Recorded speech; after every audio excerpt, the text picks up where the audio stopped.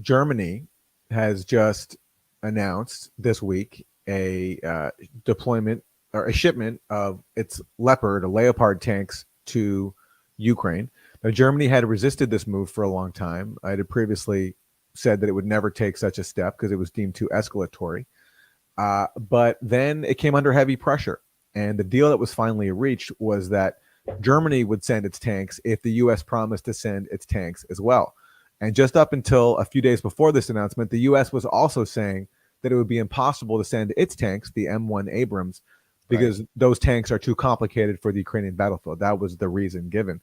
But apparently a deal was reached where both sides agreed that they would send their tanks.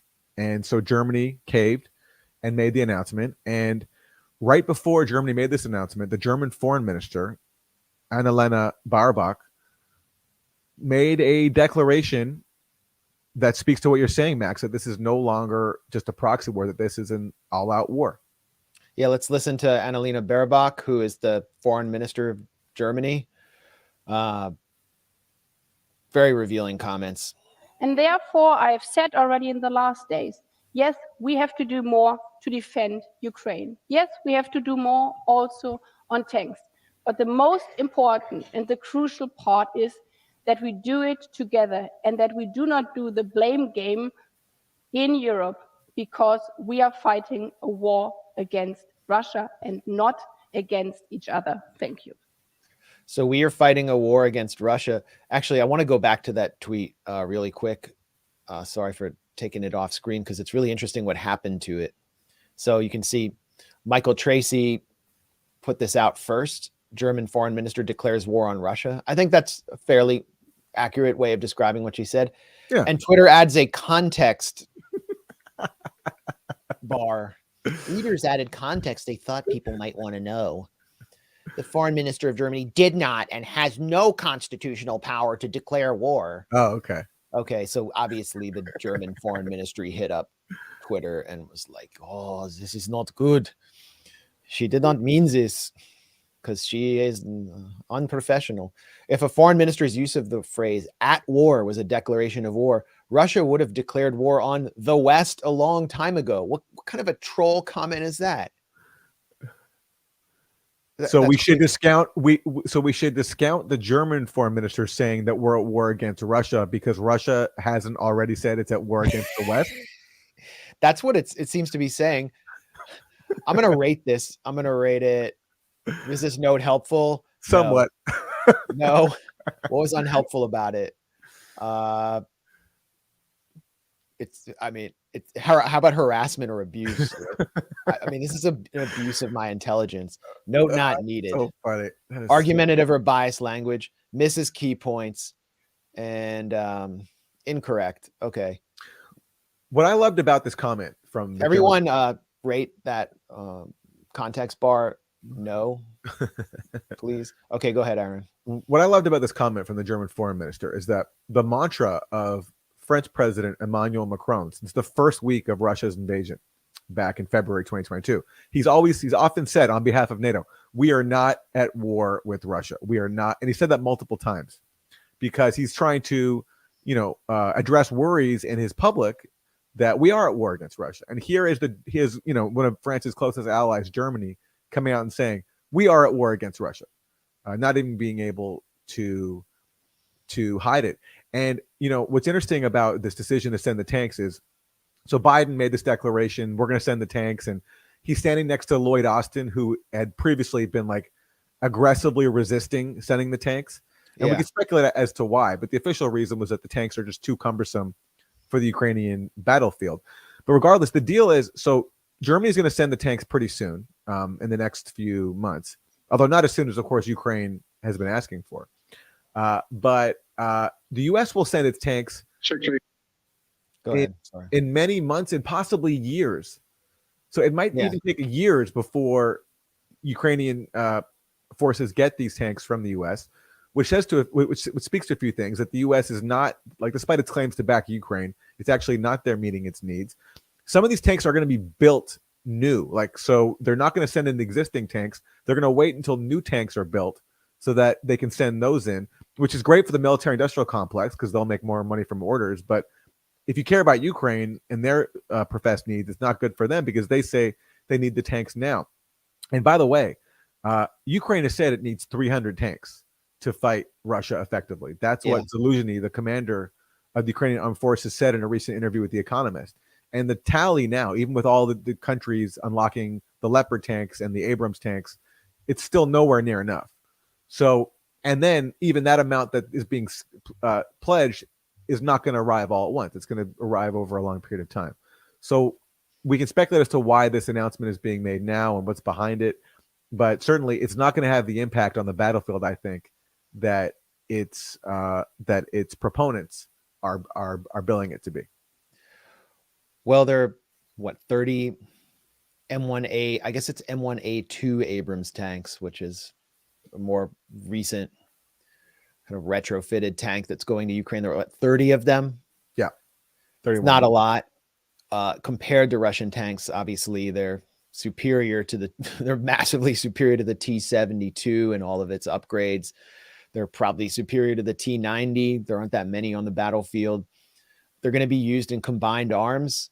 The Ukrainian military has been training in combined arms in Germany and other NATO states to try to do a spring offensive. And that's kind of what this is all about. And there are some British military advisors who were quoted today in the Wall Street Journal about what kind of changes these tanks can make on the battlefield. And they even agree that it won't be much, but it can actually increase the attrition rate for Russians, and they could be effective in a combined arms operation, and they may change the Russian calculus. I think one thing they're trying to do is just that, to head off or interrupt the Russian offensive that they're all fearing. And it's this Russian offensive that we're seeing after the fall of Bakhmut, which appears to be imminent and is really upsetting people in Washington and around the Pentagon, who'd been, through their media stenographers saying that Bakhmut was strategically insignificant. Now they're getting a little bit concerned. You can see the worry. You can hear it in the words of Annalena Baerbock, who's saying we need to do everything we can to Ukraine. You could hear it in Condoleezza Rice, Iraq War author Condoleezza Rice, and Bob Gates, former CIA and defense director, in their op-ed in the Washington Post that Ukraine is in trouble. So these tanks are meant to answer Ukrainian concerns, but it also shows how much Ukraine and its general staff in the military is able to push Washington around and push the Europeans around. It's pretty shocking. There's whatever they want, they get. They're just like a spoiled sociopathic kid who asks their parents if they can bring a 6-year-old kid, if their parents can let them bring their pistol to school or something. There seems to be no limit. And now they're asking for F-16 jets. Yes. And Lockheed Martin has already said, don't worry, we're on. Like, we're going to produce more F-16s just in case the U.S. and its allies will want to transfer existing F-16s over to Ukraine, and then we'll backfill that. So we'll back you up. So Lockheed Martin's game, and there's no reason to doubt that Ukraine will get these F-16s, because the pattern so far every time has been Ukraine asks for something. At first, the U.S. says no, it's too escalatory, but ultimately they get it. The tanks are the latest example of that. And there's already talk of European officials saying that the talks about sending F-16s to Ukraine are in an early stage. So I think it's a safe bet. I wouldn't say it's a sure bet, but it's a safe bet that Ukraine will get the F-16s. But notice how this has gone for the U.S. They've slowly poured these heavy weapons into Ukraine, I think because they have a certain strategies that they want to slowly do this because they don't want to risk a direct Russia-NATO confrontation, because they want to make sure that the only people dying for their proxy war are Ukrainians. So they slowly introduce weapons. It's a slow process of boiling the frog, as it's been referred to. And the calculus is, outlets like the New York Times have explained, is basically how much weapons can we send in without triggering a Russian escalation against us. So as long as we keep the fighting inside of Ukraine, we're happy to keep pouring weapons in from outside of Ukraine. Well, this will be, well, first of all, Dmitry Peskov, the spokesman for Putin, his personal spokesman, has said this demonstrates direct U.S. involvement in the war. They're not even calling it a proxy war. Mm. Now, what will be the response from the American side if potentially Abrams tanks are seen burning on the battlefield or F-16s are shot down? Many Abrams tanks went down in Iraq against a much weaker force of insurgents. It was IEDs that were doing significant damage to U.S. armor. That's when Donald Rumsfeld's infamous quote about "you don't go to war with the army you want, you go to war with the army you have" came. That's what triggered that quote, was that the armor that the U.S. was sending into Iraq was not reinforced at its bottom, and so they were vulnerable to IEDs, and soldiers were getting their legs blown off, primarily in armored personnel carriers. But I mean, the Merkava tank is another highly advanced platform, and it had a soft underbelly. And Qassam Brigade's forces, who are even weaker than the Iraqi insurgents, were able to take out a Merkava tank in the Gaza Strip during the Second Intifada. So I think this does definitely raise the stakes if major U.S. platforms are getting taken down by Russian weapons. Obviously, it's not American forces coming back with their legs blown off or in flag-draped coffins, but we're moving closer to a direct confrontation with Russia.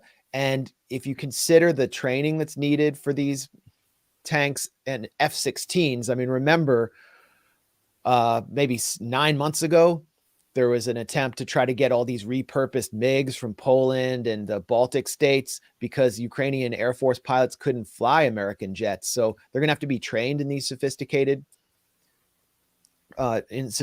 jets. How long will that take? It means that the war planners are gaming out a really protracted conflict that could extend into 2024. They're not really interested in negotiating at all.